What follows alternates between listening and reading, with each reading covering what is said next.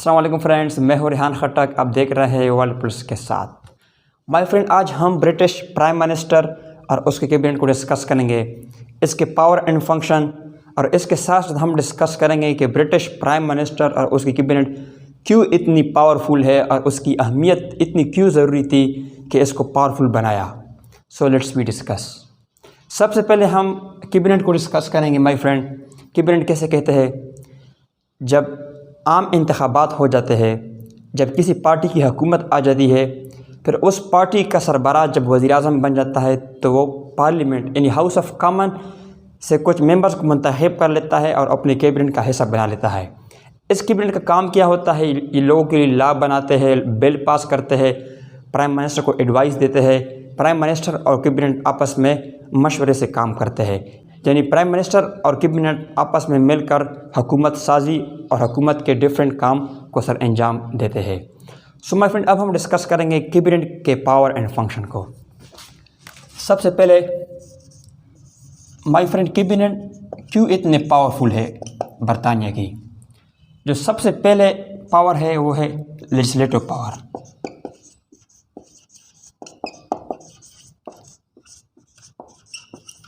My friend, इधर पे आ गया legislative power, mean law making का काम करना, लोगों के लिए कानून साजी करना। कैबिनेट के पास वो तमाम तर इख्तियारात है कि लोगों के लिए लॉ बनाए। अगर कोई कानून पास करना हो तो उसको पार्लियामेंट के पास भेजे और पार्लियामेंट से इजीली पास कर सके। इसके साथ साथ कोई बिल पास करनी हो, ये तमाम तर पावर कैबिनेट के पास है। कैबिनेट के मशवरे के मुताबिक पार्लियामेंट में बिल पास होता है।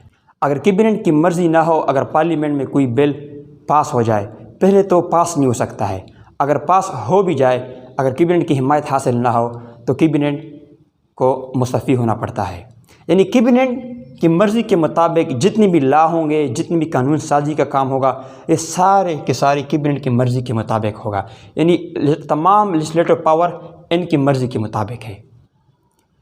जब ये कोई बिल, कोई लॉ पार्लियामेंट में पेश कर ले और कैबिनेट की हिमायत हासिल हो तो आसानी के साथ वो पास हो सकता है।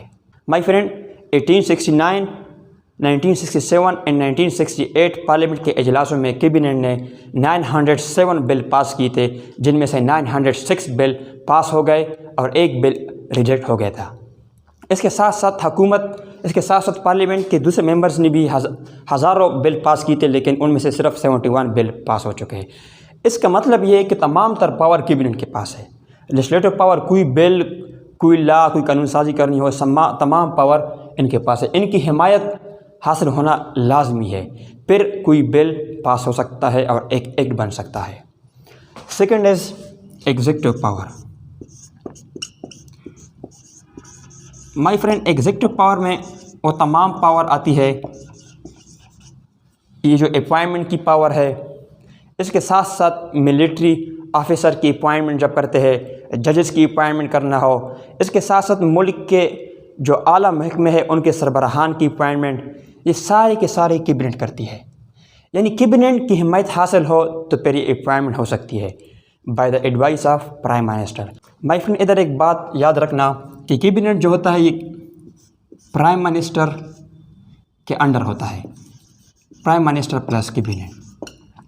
अब जब कैबिनेट जो भी काम करती है ये प्राइम मिनिस्टर के एडवाइस के मुताबिक होती है।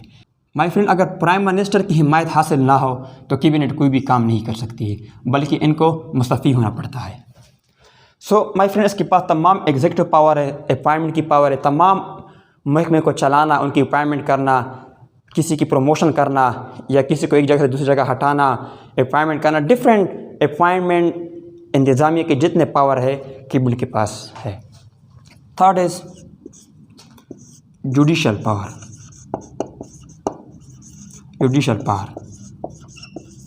Third is judicial power. My friend, supreme court के जजेस या इसके अलावा अदलिया के जो बड़े जजेस होते हैं इनकी अपॉइंटमेंट करना। इसके साथ साथ अगर किसी की सज़ा कम करनी हो या किसी को माफ़ करना हो तो ये भी कैबिनेट की मर्ज़ी के मुताबिक होती है।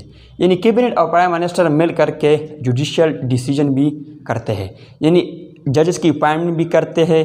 इसके साथ साथ कोई भी बिल, अगर जुडिशल डिसीजन के मुताबिक कोई बिल पास करना हो तो ये भी कैबिनेट का काम है। Fourth is financial power.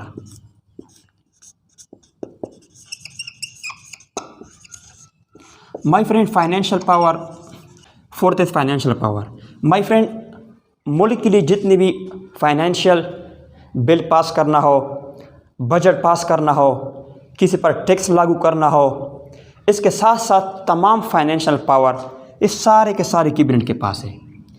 हमने पहले भी डिस्कस किया था कि पार्लियामेंट हाउस ऑफ कॉमन के पास तमाम फाइनेंशियल पावर है, हाउस ऑफ लॉर्ड के पास नहीं है। ये फाइनेंशियल पावर कौन देता है पार्लियामेंट को? कैबिनेट। कैबिनेट की मर्ज़ी के मुताबिक कोई भी बजट पास होता है।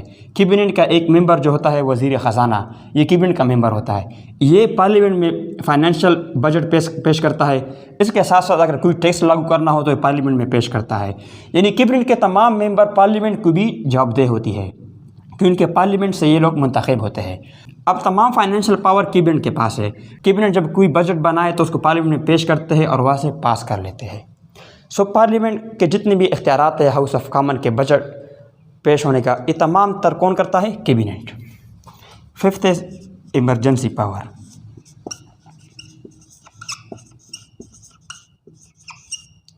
माय फ्रेंड, अगर मुल्क में कोई इमरजेंसी लागू करनी हो तो ये भी कैबिनेट के पास ये पावर है, by the advice of prime minister.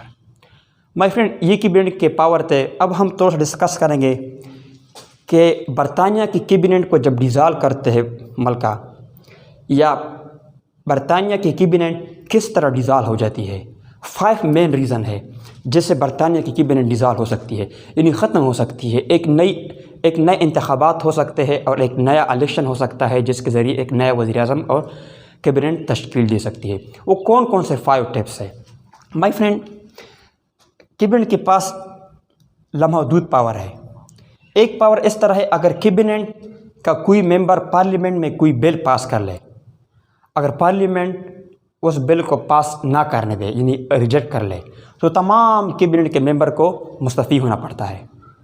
Second ये कि हाउस ऑफ कॉमन में अगर कोई बजट पेश कर ले, हाउस ऑफ कॉमन उसको रिजेक्ट करती है, तो फिर भी कैबिनेट के तमाम मेंबर ने मुस्तफ़ी होना पड़ता है। इसके साथ साथ हाउस ऑफ कॉमन अगर कैबिनेट के किसी मेंबर के ख़िलाफ़ तहरीक अदम मज़म्मत लाए, यानी उसकी कोई बिल या कोई एडवाइस को ना मान ले, तो फिर भी इन तमाम को मुस्तफ़ी होना पड़ता है। इसके अलावा पार्लियामेंट अगर वोट ऑफ नो कॉन्फिडेंस लाए, फिर भी कैबिनेट ख़त्म हो सकती है। माय फ्रेंड, इधर एक सवाल पैदा होता है कि कैबिनेट इतनी पावरफुल क्यों है? माय फ्रेंड, जब कैबिनेट का कोई मेंबर पार्लियामेंट में जब कोई बिल पेश कर ले, अगर पार्लियामेंट उसको रिजेक्ट कर ले यानी उसको ना मान ले, तो इन तमाम कैबिनेट के मेंबर ने मुस्तफ़ी होना पड़ता है और एक नया इलेक्शन होता है, पार्लियामेंट डिज़ाल्व हो जाती है, एक नए इंतखाबात होते हैं। फिर लोगों को ये डर होता है कि ऐसा ना हो कि हम इस इंतखाबात में फ़ेल हो जाए या हम पास ना हो जाए, तो इसलिए कैबिनेट के तमाम तर बिल को वो लाजमी पार्लियामेंट पास करते हैं। सो माय फ्रेंड, ये कैबिनेट के पावर एंड फंक्शन थी। सो माय फ्रेंड, अब हम बरतानिया के वज़ीर-ए-आज़म को डिस्कस करेंगे, इसके पावर एंड फंक्शन को, कि बरतानिया का वज़ीर-ए-आज़म क्यों इतना पावरफुल है। So let's discuss. My friend, सबसे पहले हमें ये पता होना चाहिए कि प्राइम मिनिस्टर किस तरह आता है, यानी प्राइम मिनिस्टर को कौन मुंतखब करता है। माय फ्रेंड, जब इलेक्शन हो जाता है यानी आम इंतखाबात हो जाता है, फिर पार्लियामेंट में जब अक्सरियती पार्टी का कोई सरबराह हो, किंग और क्वीन उसको इलेक्ट कर लेती है और उसको प्राइम मिनिस्टर बना लेती है। यानी माय फ्रेंड, इलेक्शन के बाद जब कोई पार्टी जीत जाती है, उस पार्टी का जो सरबराह होता है पार्लियामेंट में, उसको मुंतखब करके किंग और क्वीन उसको प्राइम मिनिस्टर बना लेता है। अब माय फ्रेंड, प्राइम मिनिस्टर के पावर एंड फंक्शन क्या है?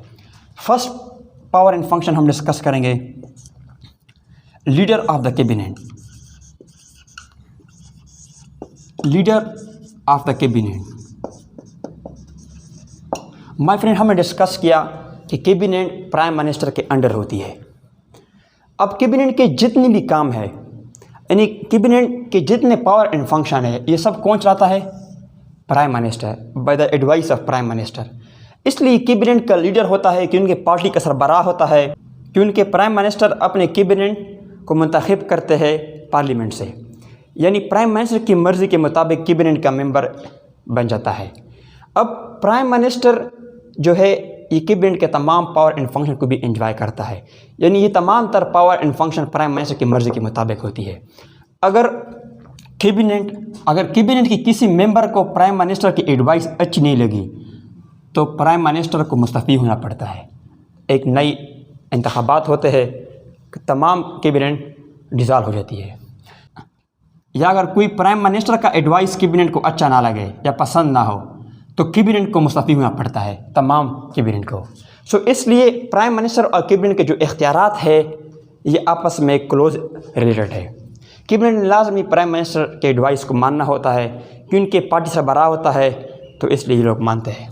अब कैबिनेट के जितने पावर एंड फंक्शन है प्राइम मिनिस्टर के एडवाइस के मुताबिक होता है, ख्वाह लेजिस्लेटिव है, एग्जीक्यूटिव है, जुडिशियल, फाइनेंशियल, ये सब प्राइम मिनिस्टर के एडवाइस के मुताबिक होता है क्योंकि ये कैबिनेट का लीडर होता है। Second is leader of the house. कौन सा house? House of common. My friend, prime minister house of common का लीडर भी होता है क्योंकि आवाम ने उसको मुंतखब किया होता है और हाउस ऑफ कॉमन का मेंबर भी होता है। फिर हाउस ऑफ कॉमन के मेंबर होने के नाते ये पार्टी का सरबराह होता है। इलेक्शन जीतने के बाद जो पार्टी सरबराह होता है वो प्राइम मिनिस्टर बन जाता है, इसलिए ये हाउस ऑफ कॉमन को भी लीड करता है। यानी हाउस ऑफ कॉमन के जितने मामलात हैं ये कौन देखता है? Prime minister. अगर कोई शिकायत किसी मिनिस्टर ने कोई शिकायत करनी हो किसी फील्ड के बारे में तो भी प्राइम मिनिस्टर उसको जवाबदेह होता है। यानी prime minister house of common के मामलात को भी देखता है। माय फ्रेंड, 20वीं सेंचुरी के फर्स्ट में प्राइम मिनिस्टर इस कदर बिजी रहे, एक तरफ तो हाउस ऑफ कॉमन के मामलात को देखते रहे, एक तरफ फॉरेन पॉलिसी को देखते रहे। फिर उसके पास इतना टाइम नहीं रहा कि वो हाउस ऑफ कॉमन को टाइम दे सके। फिर इसलिए जो सीनियर मिनिस्टर था उसको लीडर ऑफ हाउस बनाया गया कि लोग के मामलात को देखे और प्राइम मिनिस्टर से शेयर कर ले, यानी प्राइम मिनिस्टर के साथ उस मामलात को शेयर कर ले। Third is counsellor of sovereign.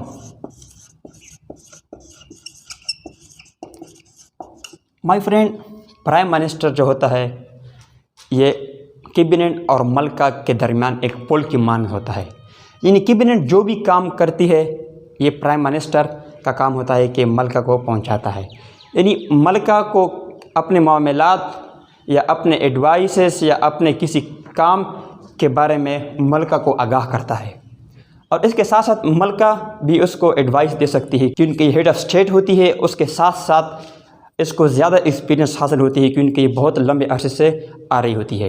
इसलिए ये जो भी काम कर ले कैबिनेट तो प्राइम मिनिस्टर का ये काम होता है कि उसको मोनार्क के पास पहुंचाते हैं, यानी उसको आगाह करते हैं। Fourth is leader of foreign policy.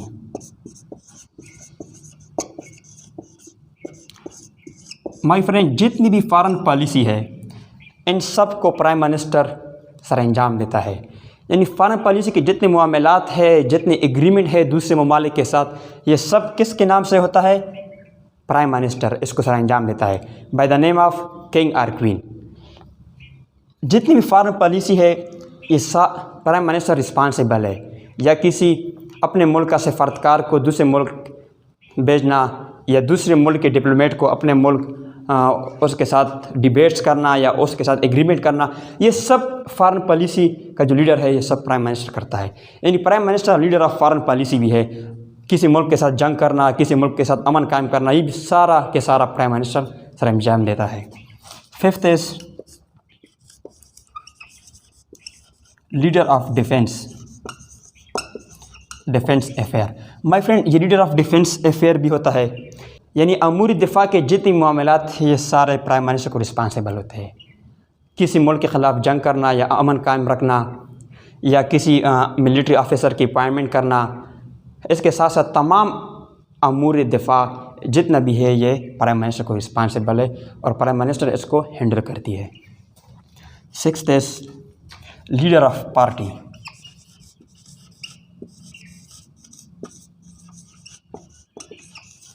My friend, ये पार्टी का सरबराह होता है। पार्टी के जितने मेंबर्स हैं ये प्राइम मिनिस्टर की बात मानते हैं कि इनकी पार्टी का सरबराह होता है। इनके दरमियान एक क्लोज रिलेशनशिप होती है। पार्टी का कोई भी मेंबर फ्लोर क्रॉसिंग या हॉर्स ट्रेडिंग नहीं करता क्योंकि बरतानिया में इस तरह के अगर कोई फ्लोर क्रॉसिंग या हॉर्स ट्रेडिंग कर ले तो अगर वो दूसरी पार्टी में जाना चाहे तो उसको कोई भी नहीं लेता क्योंकि 2 पार्टी सिस्टम है उसको चाहिए कि अपने पार्टी को मजबूत करे, अपनी पार्टी का हिस्सा रहे और अपने प्राइम मिनिस्टर के साथ यानी अपने लीडर के साथ, पार्टी लीडर के साथ वफादारी करे। 7th is appointment power.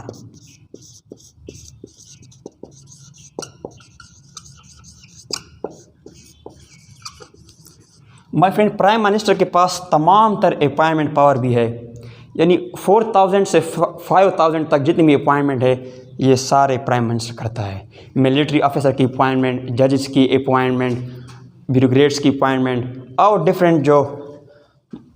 और जो डिफरेंट अपॉइंटमेंट ये सारे के सारे प्राइम मिनिस्टर करता है by the advice of cabinet. और इसके साथ साथ नाम होता है मोनार्क का, यानी मोनार्क का नाम यूज़ होता है लेकिन एडवाइस प्राइम मिनिस्टर और कैबिनेट की होती है। 8th is symbol of unity.